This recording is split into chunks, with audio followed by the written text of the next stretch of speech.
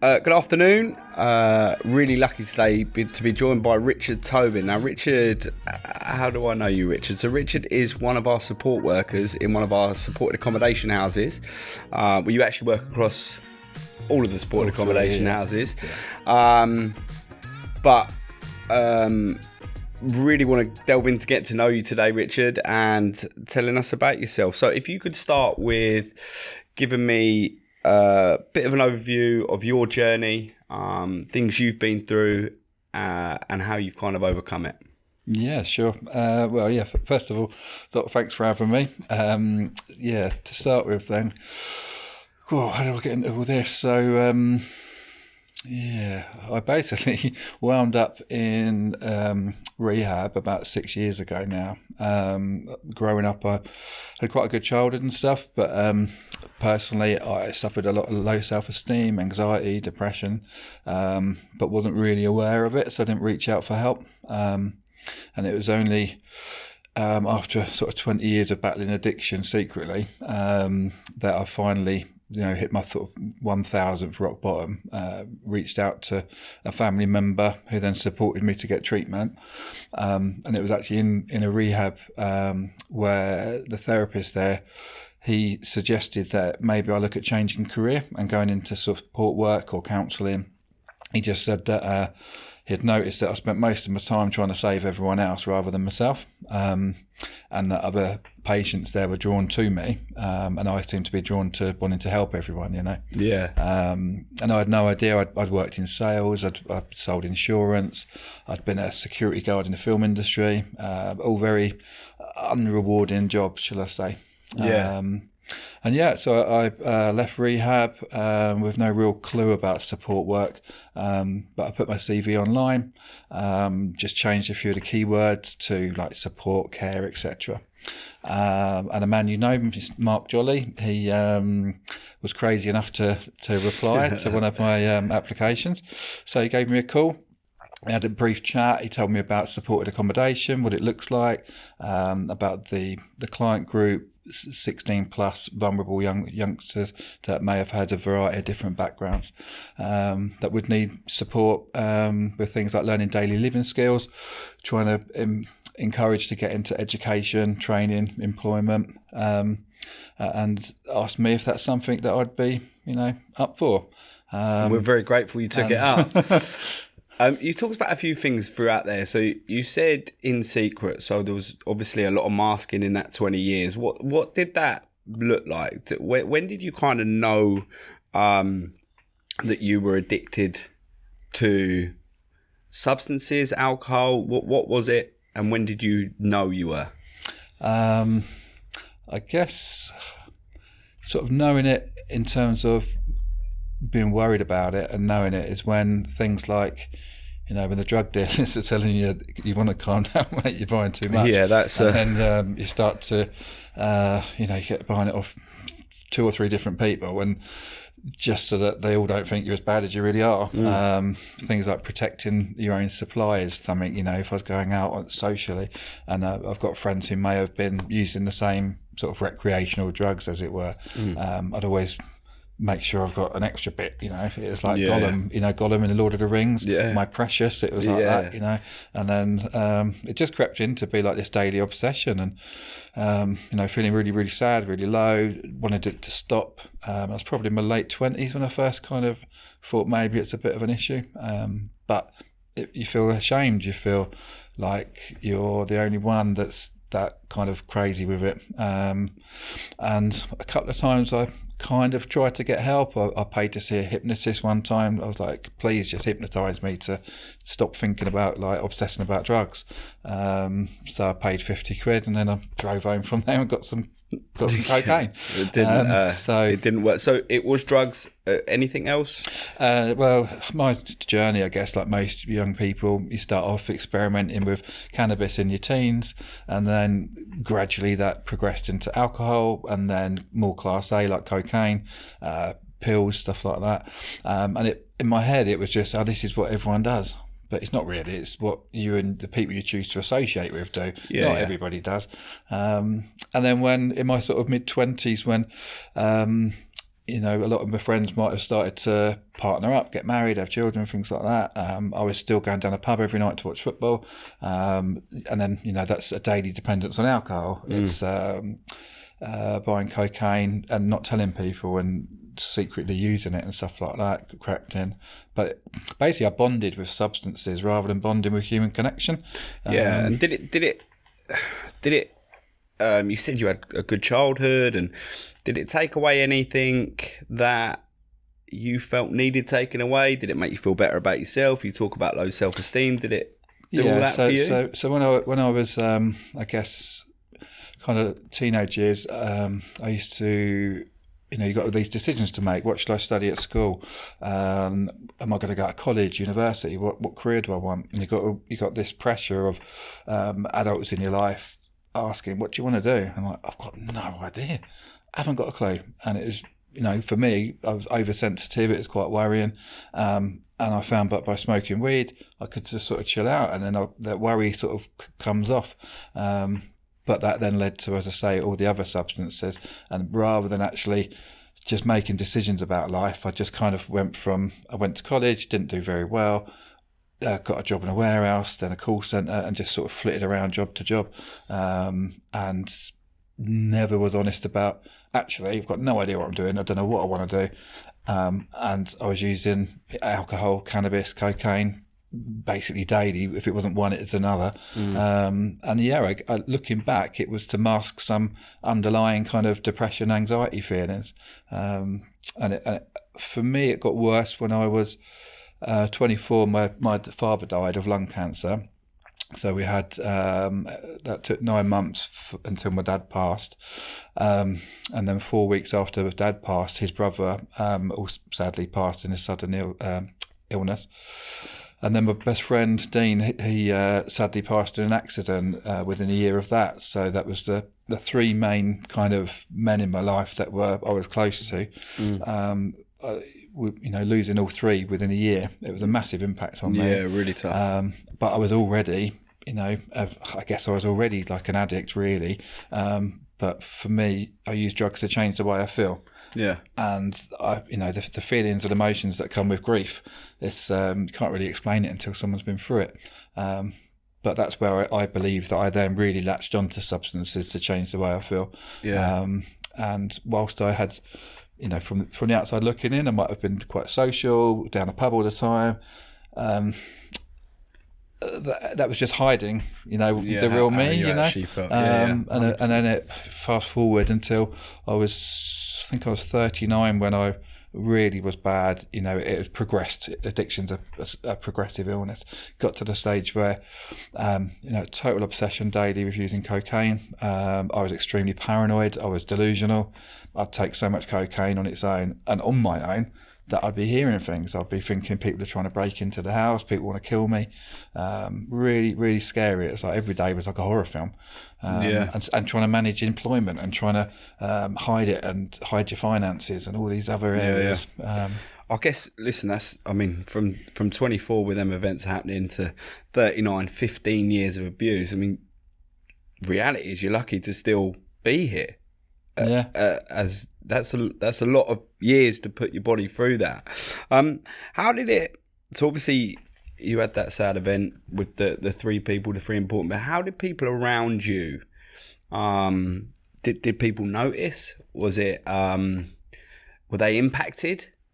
Because I think one of the big things is that addiction is an illness. Yeah. And although you might want to change, it's not as simple as that. How was everybody around you, and how did they deal with it? Yeah, so my friends pretty much knew. You know, some would use substances with me, and you know that was part of what we did. You know, in our friendship group. I guess probably didn't know to the extent it was affecting me mentally, and the secret using as well as the social using. I guess it affected them in things like, I'd get invited to things. I might get invited to a christening or get invited to a wedding or whatever. So in my head, it would be, oh God, I'm going to get really anxious at that event. I'm going to need to take some drugs for it. So my brain would tell me, let's get all the drugs in the day before so that you've definitely got some for that day. But then I'm an addict. I've got the drugs on me. So I take it all the night before. The next day I feel absolutely dreadful. I've not slept all night. Yeah. And I blow out and I don't go. So there's so many events I didn't go to through that sort of crazy warped mentality. And then gradually you just lose touch with people, you know. Yeah. In terms of close family, how it affected, I know that for my mum, you know, I probably wasn't as present, I guess, whenever conversations come up where she tried to be there for me. My instant thing would be, the barrier goes up, I can't tell you how I'm really feeling. I'm just going to nip down the pub and go and watch football. You know, but you know, thankfully she was the one in the end. You know, always is, isn't it? Like, you know, that it's your mum that sorts you out with your dad. And I'd had, you know, one binge too many, finances ruined. I mean, I have got good friends, but didn't see them very often by then. I'd lost 3 jobs in a row. I didn't probably say that when I got interviewed by Mark, but you know, through my behaviour, I lost a couple of jobs. And then it was my mum just sitting me down and just saying, like, you're not happy. I know you're not. It's been going on for a long time. I don't know what it is, but whatever it is, we can sort this out. And what did rock bottom look like? You say I've had 1,000 rock bottoms. What was the point? What was the rock bottom point where you thought, I've got a problem here and I need to get help? Because obviously a lot of addicts need to get to the realisation that it's a problem. You probably knew it was a problem, but it was getting you through certain stuff. So at what point what did rock bottom look like? For me, I mean, emotionally, I was at rock bottom. Couldn't see any future. I couldn't see I was going to, you know, keep up with employment, keep up with anything. Just life just didn't look very good moving forward. But because it was this daily, it's hard work to use drugs daily and find the money for it, and to be constantly ringing people, can I meet you? And as I say, you end up with too many drug dealers because you don't want each one of them to know how much you're doing, and they're all worried about me. And rock bottoms, loads of it. You know, loads of times I'd be crying, I'd be paranoid. I was, you know, hearing the birds singing at 5 a.m. You know, on a work night, you know, you've got half an hour's sleep and then you're going to work. Every day was a rock bottom, really, when it's like that. It's horrible. But that very last one, I was just very lucky that, you know, financially I was totally sort of ruined. And I was asking my mum, I think, borrow some petrol money, but she didn't want us working. And then I think she mentioned that she noticed I hadn't paid her any rent for a couple of months. And it's everything was coming crashing down, you know. And she just said, well, what is it? And it turns out she'd actually said she'd opened one of her bank statements, and she knew, but she thought it was a gambler. Which is just the same anyway. You know, it's just as dangerous, whatever it is. But I just burst into tears. I just got to cry my eyes out, and I just got honest. Said, I've got a problem with cocaine. I can't stop using it. I feel like I'm going mental. Literally, I just can't cope. I can't cope with anything, and just cried. And she just sat there and was like, "It's all right. We'll get through it." And we did.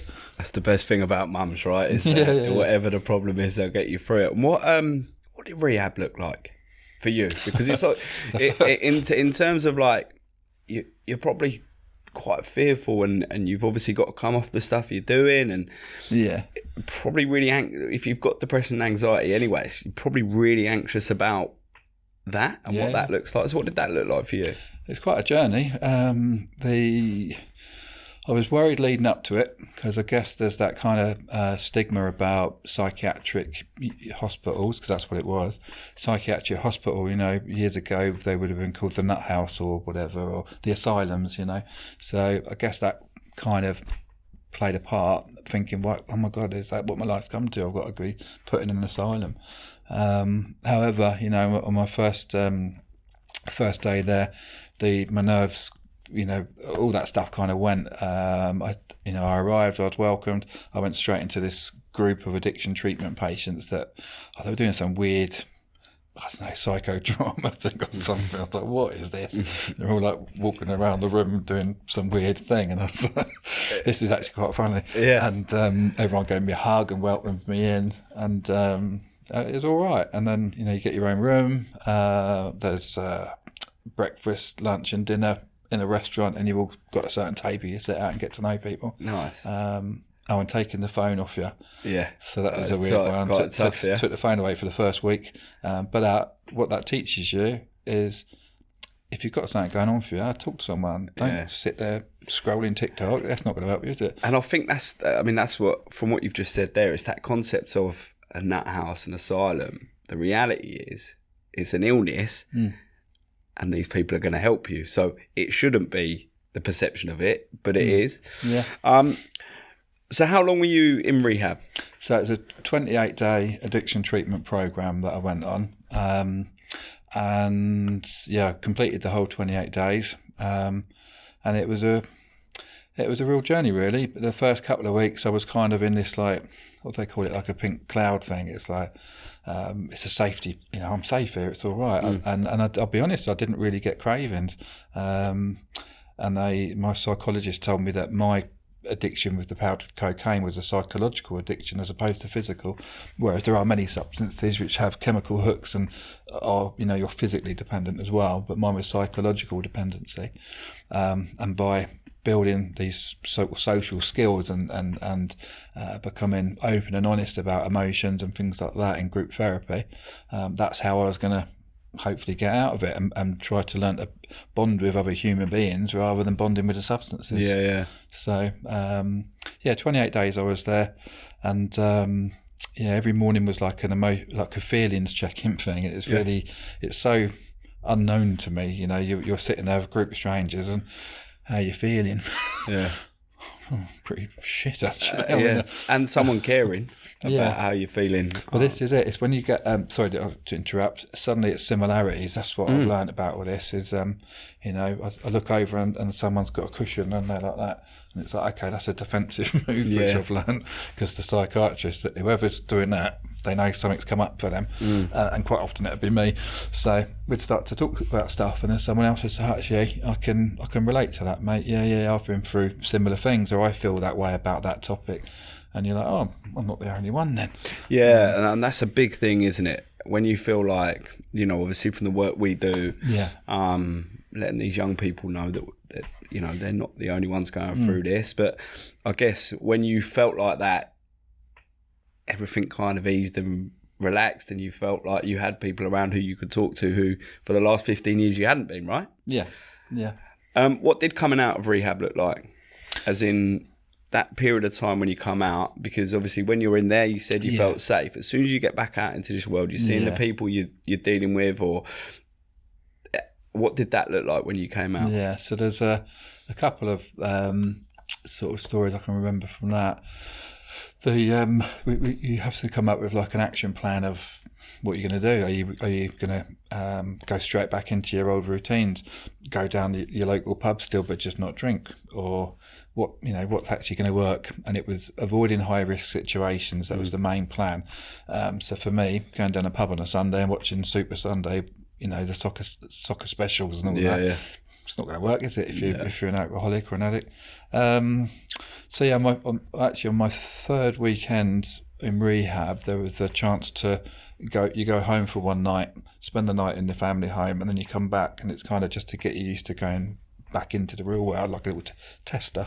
And I arranged to play golf with a couple of mates, and I thought what I'll do is I'll stay at home, and then in the morning I'll go and play golf, and then I'll go back to rehab. I thought that'd be a great plan. And the two lads I was going to play with, they're really supportive. They wouldn't have forced drugs or drink on me, but one of them likes to have a little smoke when we're playing golf, and the other one likes to bring a beer. And I didn't have any intentions of it, but what am I thinking doing that, So I didn't. I actually Googled an AA meeting, and I cancelled with my friends. I went to this meeting, and at the end of the meeting, it's like newcomers time, so I just said, hi, I'm Richard, I'm actually still in treatment, bit worried about getting out properly next week. I was meant to be playing golf this morning, but it just didn't sit with me, didn't sit right. And then this guy came up to me afterwards and he said, well, it's a good job you made the right decision, isn't it? Because I run a recovering addicts golf society, can I take your number?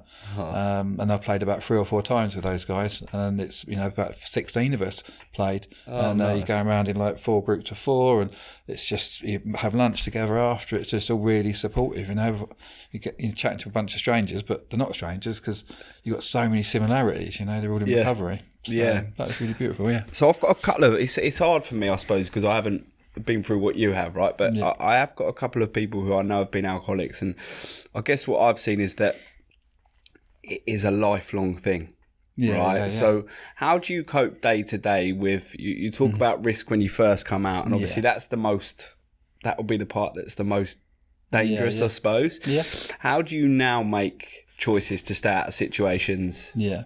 So now I'm quite comfortable. I'll be coming up to 6 years clean on the 16th of this month. In terms of what do I do now? So I'll just give you a tiny bit of backstory to it. So in rehab, they used to take us by taxi to 12-step anonymous meetings, and there's various ones for depending what you need help with, whether it's alcohol, drugs, substances, gambling, whatever.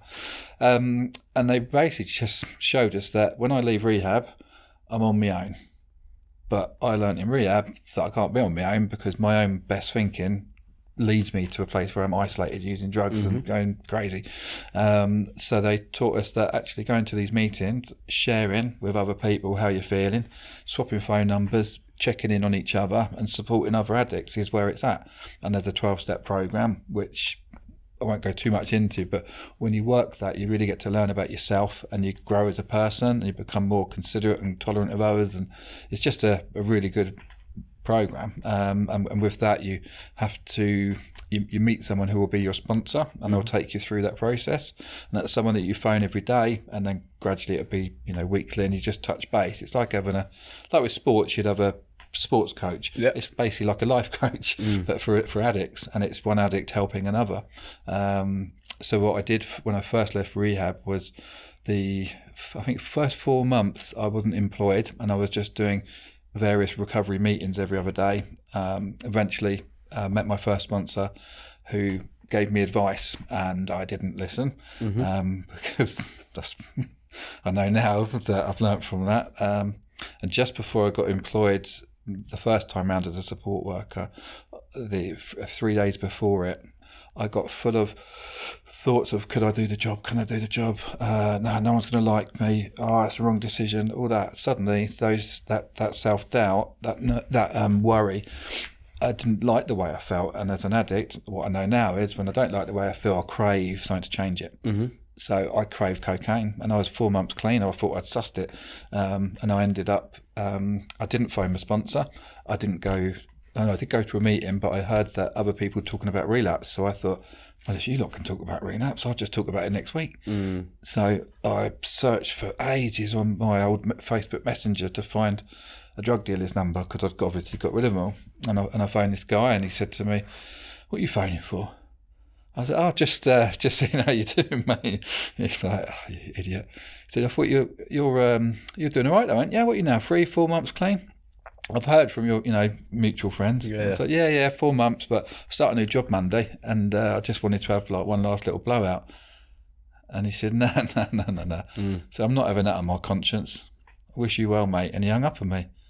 I thought, that is the worst drug dealer I've ever phoned in my life. But however, he saved me. I realised then I didn't need to phone a drug dealer for help when I'm feeling anxious. I need to reach out to my friends in recovery, get to a meeting, talk about how I'm feeling.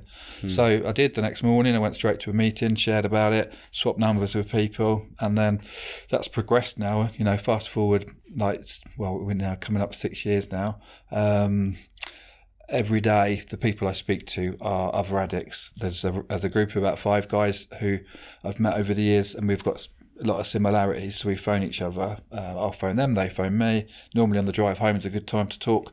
How are you feeling? And then I'll either give them some advice, they give me advice, and it's just a support network, Nice. And that's what I need. And I go to it should be 3, but at the moment it's probably 2 meetings a week of recovery. Share how I'm feeling, share my experience. It might be a new person comes in, and the idea is that we'll share, with the new person, make them feel welcome, because I was that person 6 years ago, and somebody reached out to me and gave me their number. And that's how I stay clean now. I've got a sponsor who guides me. I've now got my own. I've got somebody's reached out to me, so I'm his sponsor. So I've got a sponsor I speak to every day and try and keep try and give him advice on how to try and stay sober and stuff, and he's doing really well.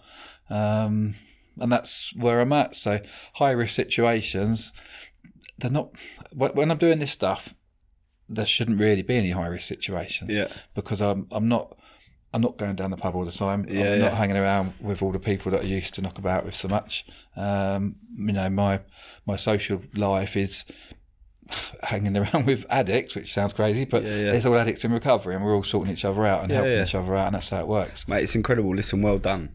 6 years is a long time, and through how long it was, it's incredible, mate. Well done. Okay. And listen, firsthand, I know what a brilliant support worker you've been. Thank you. For us. You're a credit to our company, and I know that firsthand. What made you want to get into support work, and what I suppose what benefits what you've been through is helping these young people? So I guess the advice, as I mentioned earlier on, was from my psychiatrist in rehab, because I guess that all the psychologists would have a little team meeting and discuss all the patients.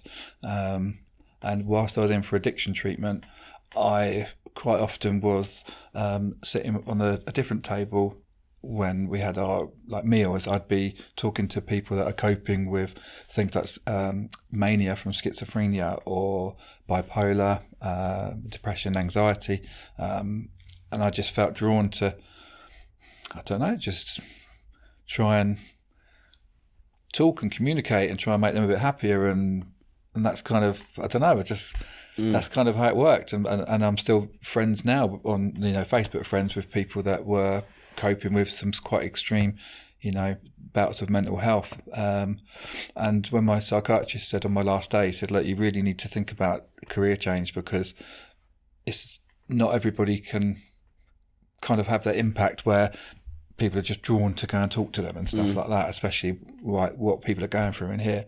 So he said, really, make note of that, and maybe look into education, try and get some training. Maybe that could be a change of career. So as I say, Mark took me on board as a support worker, and through that I've learnt that, or what he's enabled me to do is he's allowed me to be myself. I can, if I show that I'm vulnerable, I'm not perfect, I've got flaws, I've suffered from certain things, makes me relatable. And quite often young people do feed back to me that, like, we like talking to you because you are relatable.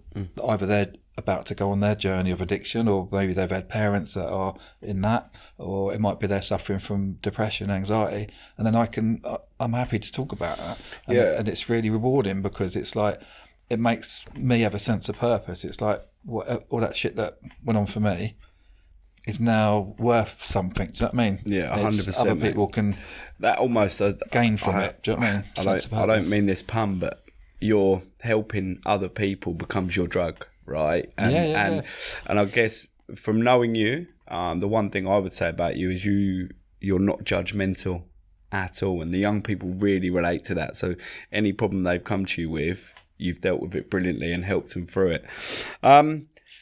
You won Support Worker of the Year, right? Yeah. So let's talk about that. I mean that's incredible. From coming where you come from to winning sport, that must have been a really proud moment for you. Yeah, it was. I mean, it was only up against one other person, but no. Yeah. You was actually on your own. No, I'm a joke. No, it's nice, I mentioned earlier on about like self-esteem and stuff, and what I've noticed is I used to be not the best employee, shall I say. I did bare minimum because I had all this other stuff going on in my head.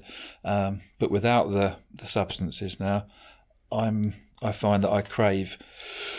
I really want to do well. I want to be seen to be doing well. I want people to like me, and it boils down to all that stuff. And because of that, I'm feeling that it's making me a good employee. Yeah. You give me a task to do, I'll do it as best of my ability. Yeah. And if it's helping someone or going the extra mile, I'll try. Yeah. And then to be, recognised for that by your employer is like a nice feeling.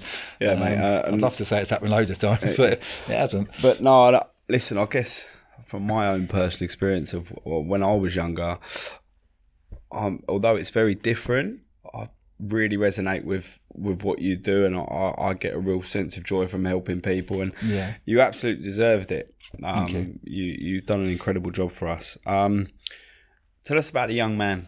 I know it's another proud moment for you. So tell us about the young man. So, and sort of how that came about.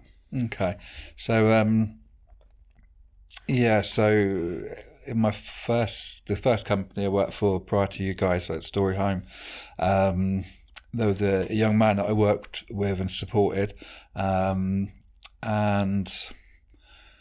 just got to be careful how much I share. Basically, he was, he'd had a traumatic childhood, been moved around from lots of different children's or placements, shall I say, and I was there to be a support worker to try and keep him housed, basically, and try and help with things like getting help for mental health and stuff. And I don't know, as I guess, like I said to you, I was just open and honest about my experiences, be it drug use, mental health, whatever. And we just clicked. And when he was struggling, he'd come and see me in the office, and we'd go and sit outside, go and have a chat, sort things out. And that was a big part of my education, I guess, for me. It's the first time I've done anything like that. So do I know if I'm doing it right? Who knows what's right or what's wrong? Does it work? And then sometimes you don't know whether you've had an impact or not. But what was really lovely and what stuck with me is one of your colleagues, Pete, posted that photo up on Facebook of me and Pete when he gave me that award last year, and then the young man that I used to support, it turns out, knows Pete. He used to be fostered by Pete's mother, I believe. And when he saw the picture, he messaged Pete and said, "I know him. That's Richard. He used to be my support worker." And he said, "I just want you to pass on a message and just say something along the lines of like, sorry for being such a pain in the arse, but thank you for all the support. Like, you really made a difference, or we connected, or something along those lines, That's incredible, though, isn't it? Yeah, and to hear that you're doing so well, and the fact you did so well, and I think sometimes when you lose touch with people you've worked with, you never really know the impact. Exactly. Moving on, and that gave you an opportunity to do that. Talk to me about the Surrey Convention. Basically,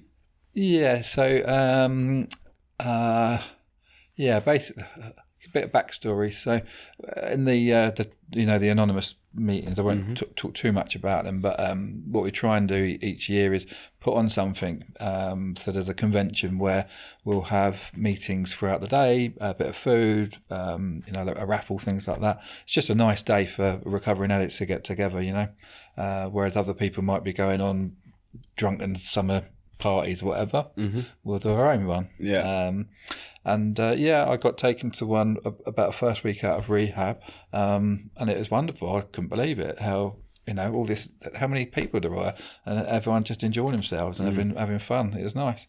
And over the last couple of years, I've gradually kind of learnt a bit more about it, and I've worked volunteered on the front desk selling tickets. Last year I chipped in and helped out doing the catering, and this year I don't know how I've done it, but I put me name in the hat to be the chair of this year's one. So a lot of organising. Wow, so far it's not been too much, but we're only about 2 months away, and there's lots to start doing. There's going to be a lot to do, but I'm just really sort of proud of that. Go back 6 years, I couldn't run a bath, let alone run a. Do you know what I mean? So it's it's quite a proud moment. To come a long way, mate. Yeah, you come a long way. Yeah. Couple more questions. Yeah. How depression doesn't just come and go. I know we've touched on the depression side of things. How do you deal with the depression now? There must be periods. It doesn't all just go away. Yeah. So how do you deal with it now? There's quite a few ways it kind of comes out in me, I've noticed. So, so when I put down the substances, I then used, human connection through meetings to change the way I feel, to let emotions out, to talk about stuff. There's one good analogy, actually, I'm going to say, it's stuck with me. So my therapist said to me, if you have a physical wound, like you've cut yourself, then you need air for it to heal and scar and scab over and regrow. If you've got emotional wounds, you need to air it by speaking it. If you keep it up here and you bottle it up and you bottle it up and you bottle it up, you'll end up drinking it or it will explode. So for me, it's about when I do feel like that and I do start to feel a bit low and stuff going on, I've got to talk to someone about it. If I keep it up here, which I don't know if I shared this before, but this year I was taken on a bit much at work. I was also studying for a degree in psychology through the Open University, and trying to sponsor people in the anonymous groups I do. I was just taking on too much, but I wasn't talking about it. I was just running around. On autopilot, right? Yeah, not giving myself a minute to actually just enjoy life. It was just wake up, go and do that, try and save that, do that, but not giving myself any time. And about 8-9 weeks ago now, I woke up in the morning. Next thing I know, just started crying, and I was just crying my eyes out. And I was like, what is wrong with me? I thought, right, don't hide it this time. So I went and spoke to a family member, and I just said, look, I've got to sort this out. So I went down the doctors and just got honest and said, no idea what's going on, mate, but I have to let this out, whilst I was snot everywhere, hyperventilating. And he's just said, look, you are stressed, you've taken on too much, you need to chill, have a breather. So I was signed off work. I then signed up for talking therapies, and also the idea of medication was mentioned. I spoke to my peer group in the recovery group, meetings that I do about medication, about their experience of it, and whether that would be an issue. But it's not. I'm not taking it to misuse a substance. So for me, for that, this period I've recently had of depression, I've been on an 8-week course called Acceptance and Commitment Therapy through the NHS, talking therapies, where I've learned a lot about mindfulness and grounding myself and not just being so. It's like one of my friends, if he's watching, it's a thing we used to say. It's like, oh, look, a puppy. I just anything would distract me. I'd be like running off doing anything. So I've learnt some of these grounding techniques to try and just take a moment to chill. But also, the recovery groups I'm in. Before I had that breakdown, I wasn't really reaching out. I wasn't phoning people. I wasn't telling my sponsor how I was feeling. But now, because I've been honest in the meeting, saying, guys, look, I fucked up.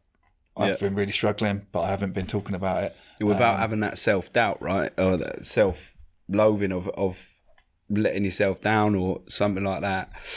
Fear, shame, all that comes into it. But basically what's happened from that is... I've got all these guys now that have heard me. They've heard similarities in whatever I've been saying. And now I've got a really good network of friends that we phone each other. I get phone calls in the morning, phone calls in the afternoon. I'll check in with them. And it's all because we all suffer from the same things, We'll worry about things. We all got stuff to worry about. And you've got that collective group that can relate to it. Yeah. So that's basically answered my... second last question of sort of what advice would you give people going through that? I think talking to one of the big things in any form of trauma, addiction, depression, stop masking it and talk to people, right? It's really important to go and talk to people and try and get around people, I suppose, that can relate to your situation. So as a podcast, that we give £500 to a charity, an individual, someone who we feel needs some help. So who's your chosen, yours is a charity, who's your chosen charity? So it's the Power of Parenting. And what do they do? So the Power of Parenting will be helping, vulnerable young people that may not have access to certain things in life.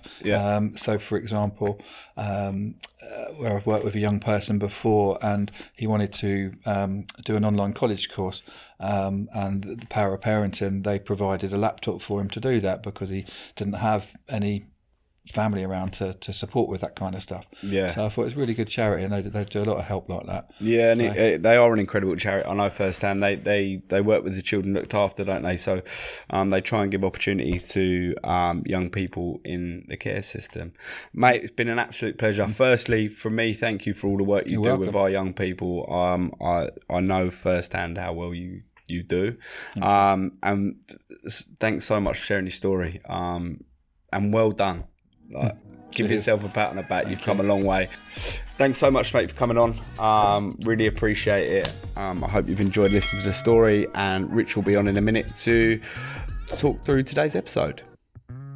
Thanks for joining us, Rich. I know you missed half the podcast. I've had a shocker, guys. Yeah, I've had an absolute not a shocker. good one. I was sat there listening, making notes. I thought it was an absolutely inspiring story.